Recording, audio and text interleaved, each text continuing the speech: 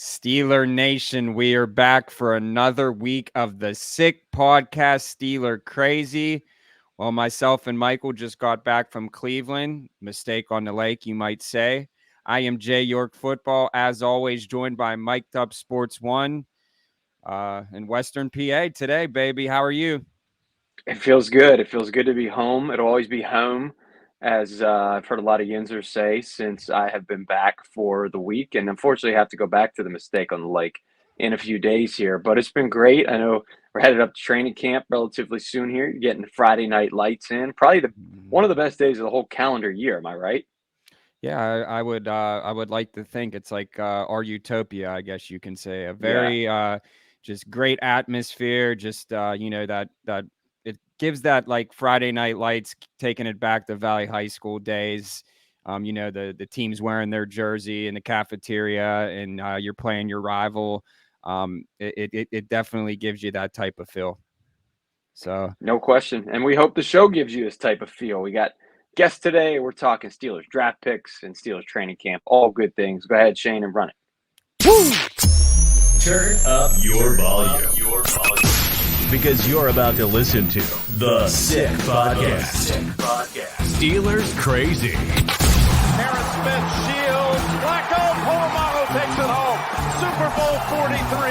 Pittsburgh might be bound for that thanks to number 43. The sickest Pittsburgh Steelers podcast. Sports entertainment like no other. It's gonna be sick. There you have it. It's going to be sick. And listen, I just want to start it off too by I tweeted out this. I don't know if it was last week or this week, but like, please, for the love of everyone's sanity, please stop putting so much stock into training camp. Like, I sit on Twitter and I get people are excited and I get people are reporting, but for the love of everyone's sanity, please, it will be like a tackle. Alex Highsmith, the greatest, like, it's training camp. Justin Fields is leaning more towards the starting quarterback. No, he isn't. Like, it's so early. Until week one comes, that's when I will believe what is to be true. So I just wanted to put that out there and reiterate that, because I get the excitement. I'm the same way when I'm up there, when I'm seeing these tweets being fired off, but like, I just do not personally, this is Jay York Football speaking, I don't put stock into training camp whatsoever. We've seen the preseason with Kenny Pickett. Let's not bring that up again. We said that we won't talk about him anymore. So I'll start the show off with that and on the topic of training camp, and I'll let you take it from there, Mike. Yeah, I think training camp definitely matters more than preseason games. It's where guys earn jobs. It's where iron sharpens iron. But for the most part, I agree. I don't think we can make these huge conclusions based on 1 week of guys not even practicing in pads. It's just kind of what people do in the mainstream media. You know, they see one video posted by somebody at Steelers training camp of a Justin Fields touchdown, and they're like, can he win the starting job? Oh my God, did you see that spiral? While there's no pass rush and, guys are flying wide open in the middle of the field because DBs are rookies or haven't learned. You might be QB1 playbook. if that's what they're basing it off of. You might have a shot. You can throw your hat in the ring. Yeah. But I think if anything we learned from last year, that preseason games we should not take seriously whatsoever, because you're genuinely and generally facing a scrap heap of defensive players, depending on who you play. Remember when Kenny Pickett tore up the Falcons last year? And then we look back and you're like, yeah, okay, he beat up on the Falcons' second team defense. Yeah, incredibly impressive. So, yeah, we can't make these blanket statements based on a couple of videos we see on X, right? Yeah, so just wanted to get that out there. But, yeah, I mean, the whole thing about it is, and I'm not really worried about, Russell Wilson. I think he had a calf strain, and it seems like he's slowly making his way back.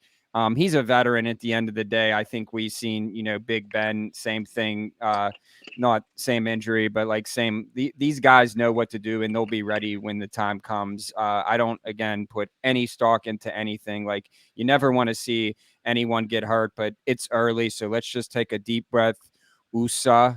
And what do you say, Mike? I think we bring on our special guest today, who is very well versed in the college world. So what do you say? You can introduce him. Yeah, we're excited. I mean, he's got a CBS receipt of, jobs it looks like over here. CBS Sports HQ does a lot of play-by-play in the game as well. He is an Iowan. I think I'm saying that right. I'll ask him whenever he jumps on here. But you can find him at Asel_Chris. Chris, Asel, thanks for joining us so much. Absolutely, guys. Thanks for having me. Kind of looking forward to talking some black and gold. As an Iowa fan, I know those colors and that jersey very well. There you Perfect, because we're going to start in black and gold, but Iowa black and gold. And I think, first of all, did you attend Iowa? What's the Iowa connection? You grew up there? I grew up in Iowa. Yeah, I grew up about 30 minutes from Iowa City, so grew up going to Iowa games and still watch every single game as a fan. Perfect. It's a good transition for us because there are a lot of Steelers fans who want to know a little bit more about Logan Lee. Steelers 6th-round pick, defensive lineman, high motor guy we're hearing, but you're somebody obviously that can speak to that to a larger degree. So tell us about one of the newest Pittsburgh Steelers. A guy that I feel like fits Steelers culture perfectly. I feel like Iowa Hawkeye culture and Pittsburgh Steelers culture is hand in hand. Just a tough, hard-nosed guy. He's not the most talented guy in the world, but he's going to show up every day. He's going to fight. He's going to be physical, and he's going to be a good guy to have around in the locker room. And I know he was a later pick for the Steelers in the 6th round, but I just, in talking with a lot of the NFL people that we have here at CBS Sports HQ, they are really excited about the rookie class, and not just Lee, and mostly the earlier round picks, but really excited about what this rookie class is going to bring to Pittsburgh this season. Yeah, I think. Yeah, another player. Sorry, Jordan. Another player that a lot of Steelers fans had their eyes on, including myself, Cooper DeJean. I mean, obviously, we heard all about him leading up to the draft. I think we all probably share a similar sentiment in that he fell way too far based on what we saw in the field as well as his testing. I certainly was one of those who was kind of banging the table for the Steelers to draft him when they were on the clock. How many teams are going to regret not taking him, Chris? I think a lot of teams are going to, because I think you can get caught up in the whole white cornerback thing, whatever. But you see him out of pads, and he just doesn't look like a football player. It's crazy. We have a lady that works for us on Sportsline, and she's an Eagles fan, and she's young. She's probably about 24 years old. And she went back to Philadelphia and saw him, got a picture taken with him, and it looked like a picture of two kids going to their high school senior prom. I mean, he looks that young and tiny, but you put him in pads, and the guy is just incredible. There have been a lot of great Iowa Hawkeyes that have been admired over the years, even our punters, yes. But I think Cooper DeJean is going to go down as the most electrifying player that Iowa has had in really the last 10 to 20 years. It was like Bob Sanders 20 years ago, and it's Cooper DeJean, because the guy, he just does everything at the highest level. You get the ball in his hands, and he's going to take it to the house and do something special with it, and he never makes mistakes. So I would be upset as a Steelers fan, I think, that you might have missed out on a great opportunity there. And I know the folks across the state are going to be really happy with him. There you have it. Yeah, I'm really high on him, so I guess we'll have to wait and see how that pans out. So let's switch gears a little bit. You saw a lot of Roman Wilson over the years. Break him down a little bit for us. Well, I hear that he's going to be a nice wide receiver 3 for you guys. Clearly, we need it. Yeah, clearly you guys can use somebody like that. And I've been talking with Bryant McFadden, who you guys know very well, is a 2-time Super Bowl champion there. I mean, he thinks that's like the worst he could possibly be on this team is a wide receiver 3. I've talked with Pete Prisco, who's covered the NFL for a long time, and he's really impressed by him, thinks he can compete day one to be one of the top wide receivers on this team. And just I've just been impressed asking around about the job that the Steelers did in this class and how they filled needs with people that fit the personality and the scheme perfectly. Like nothing's really that sexy, but it's guys that are going to help you win. And that's what we need. We need to get back. We need that playoff win. This non-losing season in Pittsburgh. We're the city of champions, so we're hoping that this draft class and we can get back there. So before I throw it back over to Mike, I just had one more question for you. Another player that I'm assuming you watched over the years was Justin Fields. Do you think that he's capable of finding it again? Just kind of, it obviously didn't work out in Chicago, but, little change of scenery. He showed flashes. Obviously, he has it. It just got to find the consistency. I'm a Bears fan, and I thought I wanted the Bears to keep him. Okay. I understand the whole, you kind of resetting the clock with a cheaper quarterback for a little while. I felt like Fields did enough to prove that he was the guy, but I didn't think they wanted to take that chance on passing up on a guy that I know many believe could be a generational player. But I loved watching Fields play, and we had a live report today from camp. Bryant McFadden was there, and they watched Justin Fields throw some really high-level passes, and he stopped short of saying, like, this is a real neck-and-neck competition with Russell Wilson, because everybody knows Russell Wilson's probably going to get this job done. But he did say there is no reason that Justin Fields should not have a package game one to go out there and give the Steelers a +1 in the running game, because as you guys know, that's not something that you guys have had in a long time. Ben Roethlisberger could stay upright for a while. He could run around a little bit, but nothing like Justin Fields. And to have that, I think a lot of people want to see Pittsburgh utilize that along with Russell Wilson. But it sounds like he's performing really well at camp so far. Justin Fields is. Chris, would you say his struggles in Chicago were more of a Justin Fields problem or a Chicago Bears problem? I'm sure it was some of both, but if you had to assign a percentage. If I had to, as a Bears fan, I'm going to put it on the Bears. I think Justin Fields probably has and had more talent than just about any quarterback I've seen in a Bears uniform in my lifetime. Jay Cutler probably had the most talent as far as arm strength, but he couldn't move like Justin Fields could. He had a coaching staff that was basically lame duck going into last season. I didn't think they had a plan, and if they had the weapons that they're going to have this season for him, I think it would be completely different. And it's not like he was bad. I thought he was, especially for a Chicago Bears quarterback on a bad Bears team, he was the thing that you would look forward to on Sunday. It wasn't, the defense.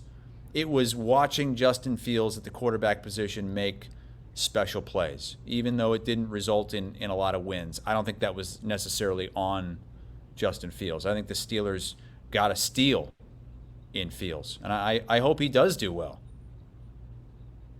That says a lot coming from a Bears fan, too. Yeah, it does. It does. Absolutely. I've seen a lot of bad quarterback play over my lifetime, so the bar is low for me I'm an Iowa college fan and a Bears pro fan, so I don't get to see a lot of good quarterbacks on my team. He's throwing one of the shade best. at C.J. Beathard like that. Come on. Oh my gosh, I obviously agree. I think with Jordan and yourself that a healthy competition is good for everybody, and Justin Fields should be able to provide that, next to an aging Russell Wilson. And I guess, before we get you out of here, I just want to ask you your thoughts on this team in general. You still have a really good defense. You brought in a guy like Russell Wilson. You have what I think most likely will still be a Hall of Fame coach in Mike Tomlin. Talk about where they fit maybe in the AFC, both in AFC North picture, as well as the conference. Are they a playoff team to you? Where do you kind of have them stacked up?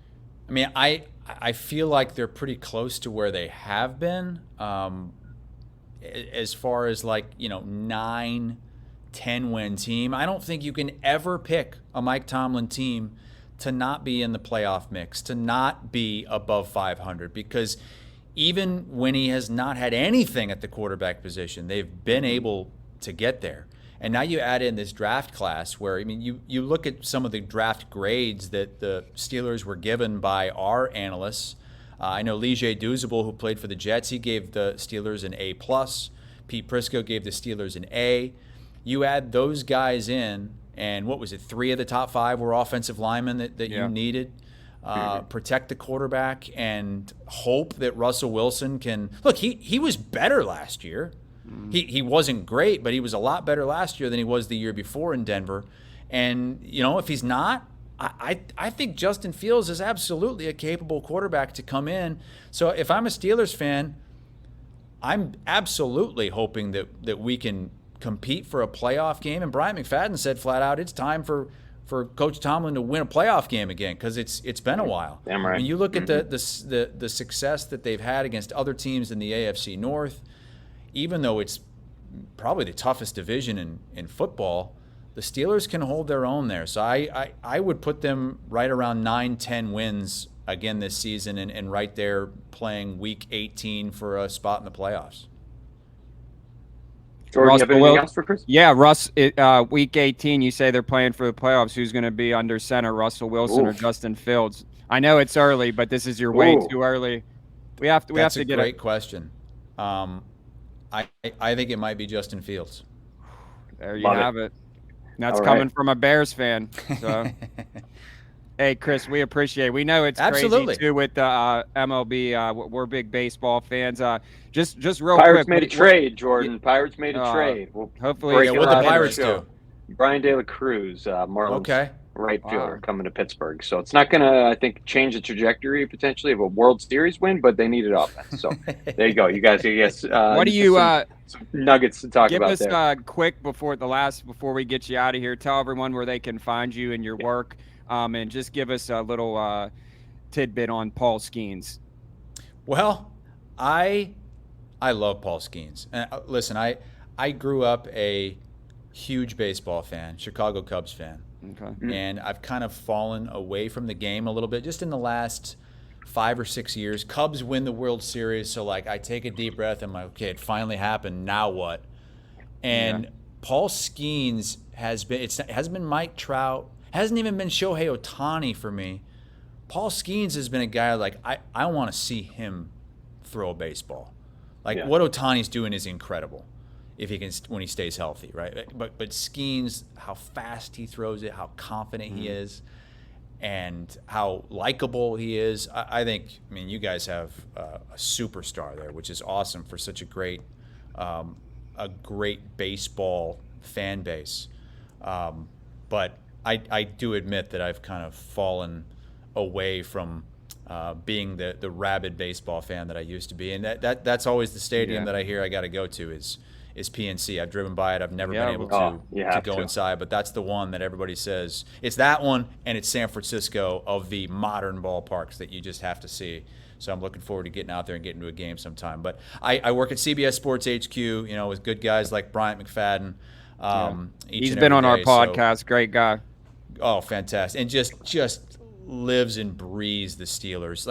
We'll bring him on every August, and we'll go through the schedule, and he'll W&L the schedule, and he's always at it's 13-5, 13-4.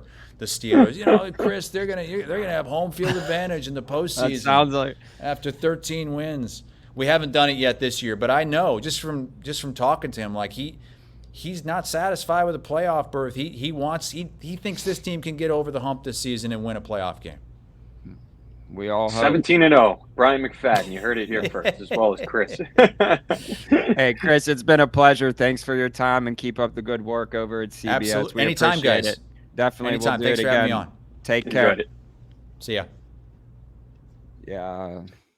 Good stuff, man. I love learning a little bit about some of these newer Steelers that are 6-round sleeper, baby, Logan Lee. Who are right next to it, right? Anybody in Pittsburgh who have followed these guys, scouted them, read detailed descriptions on them, watched them in the combine, can of course create their own formed opinions. But this guy has followed him most likely from day one on the recruiting trail. So it's good to hear some really positive things about, who knows, a Steelers 6th-round pick that could potentially make an impact on a defensive line that could use some reinforcements, that's for sure, especially with Cam Hayward aging.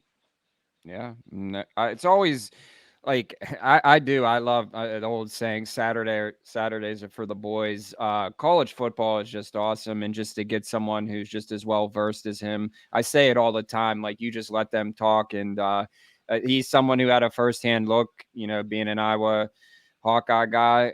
So Logan Lee, 6th-round sleeper. Let's get to work, baby. Let's get to work. And I do wonder at the end of the day how good Cooper DeJean will be. Fatanu makes a ton of sense. He is a bigger positional need for the Steelers. He is a bulldog, but I think DeJean has a higher ceiling. I think he's got like superstar potential. Yeah. If Fatanu is really good in the league for a long time, nobody will ever think about a guy like DeJean again that they passed on. A lot of teams passed on him too, by the way. Their Steelers aren't the only one. He fell to the 2nd round. But I think he has a huge ceiling. So once again, from somebody from Iowa breaking down a guy that I would love to see on the Steelers. It's just something to watch. We'll revisit this show in a decade. It's something to watch. Hey, it's been great. Thanks for Chris, CBS Sports, hanging out with us. And thank you guys for hanging out with us. We'll be rocking and rolling, heading up to training camp.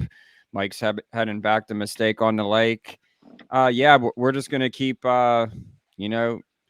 coming at you with the Steelers coverage all year round, 365 days a year. We do not sleep. We live, eat, and breathe Steelers football on the one and only The Sick Podcast. Steelers Crazy. Let's ride. Come on, Russell.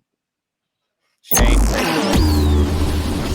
And that's a wrap. Hope you don't miss us too much until next time. Follow The Sick Podcast Steelers Crazy on YouTube, Instagram, Facebook, Google Play, and Apple Podcasts.